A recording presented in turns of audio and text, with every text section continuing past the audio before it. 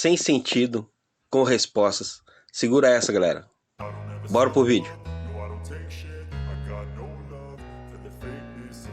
Quase todas as perguntas são, na verdade, bem interessantes e nos fazem pensar sobre coisas que fazem, sim, muito sentido. Então vamos ver qual é que é. Primeiro, é possível chorar debaixo d'água? Claro que sim.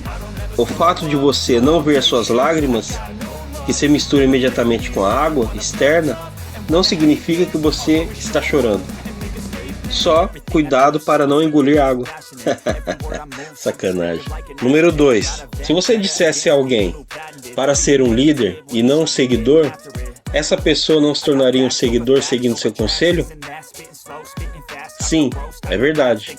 Se pensarmos que mesmo os maiores líderes do mundo têm os seus assessores e conselheiros, talvez chegamos à conclusão que todos somos seguidores, em algum nível.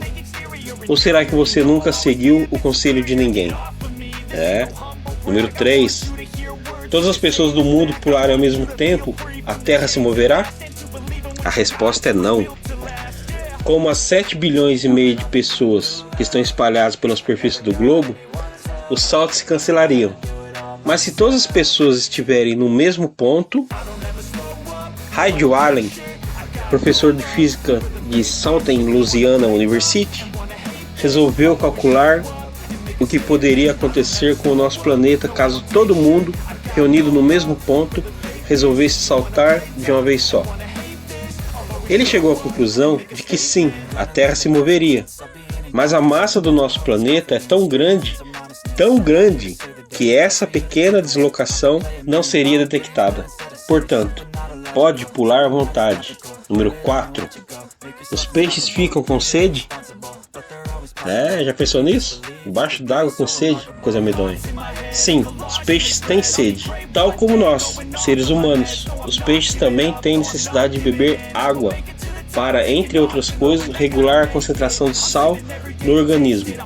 Os peixes de água salgada dispõem de células especiais nas guelras, que cumprem a função de eliminar o excesso de sal. Legal, hein? Interessante. Agora vamos para o número 5. Se alguém possui um pedaço de terra, ele é dono dessa propriedade até o centro da terra? A origem dessa questão talvez seja a máxima latina do século XIII. Cujus est solum, eius est usque ad quelum ed at inferos. Traduzindo, meu Deus. Quem é proprietário do solo o possui desde o céu até o inferno? Sai pra lá. Será verdade isso? Bom, vamos ver aí. De forma bastante objetiva, não. Tá louco, hein? Do céu até vai, mas do inferno é roça. Bom, o direito de utilização de propriedade é limitado. O Código Civil Brasileiro diz que a propriedade do solo abrange a do espaço aéreo e subsolo correspondentes, em altura e profundidade, úteis ao seu exercício.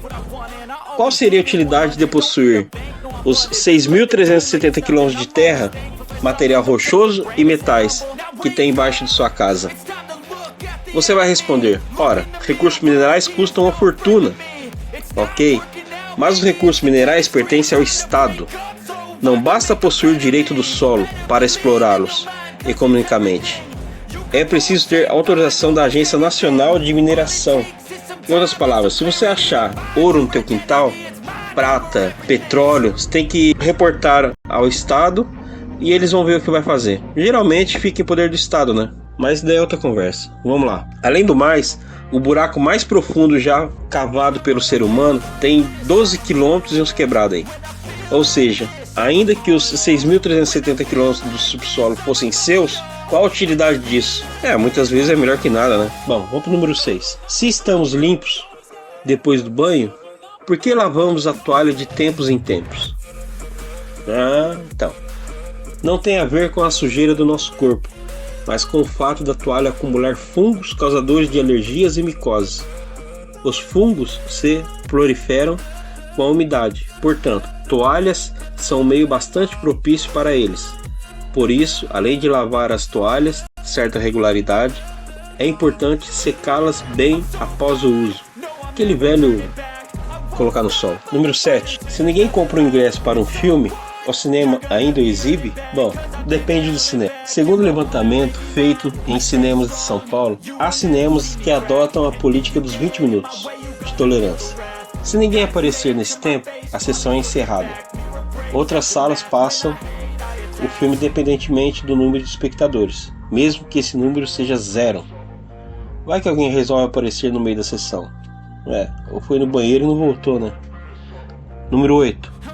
Por que o golpe se chama Boa Noite Cinderela?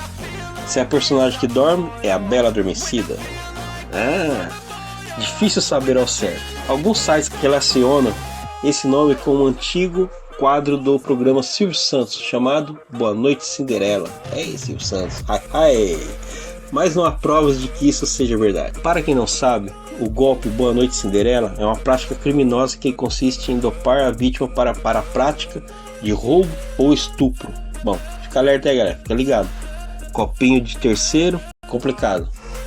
Número 9. Como se escreve 0 em algarismos romanos? Não tem 0 em algarismos romanos. O número 0 foi inventado pelos indianos por volta do século 6 depois de Cristo. Número 10. Os pinguins têm joelhos? E aí, tem ou não tem? Vamos ver aqui. Tem. Os pinguins têm joelhos. À primeira vista, somos levados a crer que não, já que as perninhas dos pinguins parecem curtas demais e sem a articulação que chamamos de joelhos. Mas a verdade é que boa parte das pernas dos pinguins estão cobertas por penas, inclusive os joelhos. Olhando para o esqueleto do pinguim, fica mais fácil visualizar seus joelhos. Então.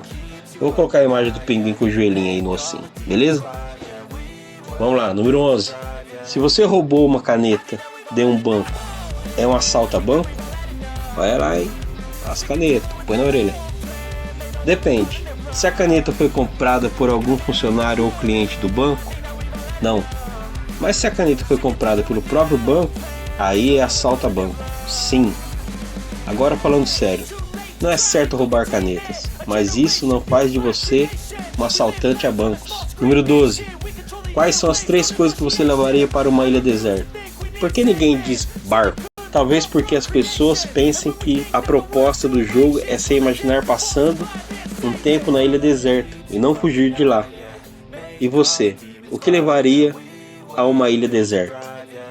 Tá aí, ó. Boa pergunta. Número 13. Se você cavasse um buraco até o outro lado da Terra e depois se jogasse lá dentro, estaria caindo ou flutuando? Olha aí. Para começo de conversa, ainda é impossível fazermos isso, já que o buraco mais profundo já cavado tem apenas quase 13 km. A distância entre a superfície e o centro da Terra é de 6.370 km, ou seja, um buraco que cruzasse a Terra de ponta a ponta teria mais de 12.000 km. Em todo caso, supondo que isso fosse possível, a pessoa não sobreviveria a essa viagem.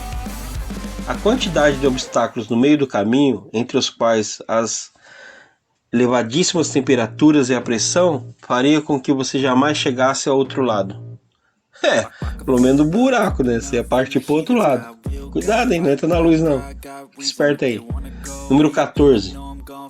Por que há desenhos do sol usando óculos escuros, quando o objetivo dos óculos escuros é justamente proteger os olhos da luz do sol? Tá aí uma pergunta que não quer calar. É preciso perguntar aos desenhistas por que eles fazem isso. O mais correto seria a Terra e os demais planetas do sistema solar usarem óculos escuros, já que são eles que estão expostos à luz do sol. Mas uma coisa não dá para negar: o sol fica muito bem de óculos escuros, não acha?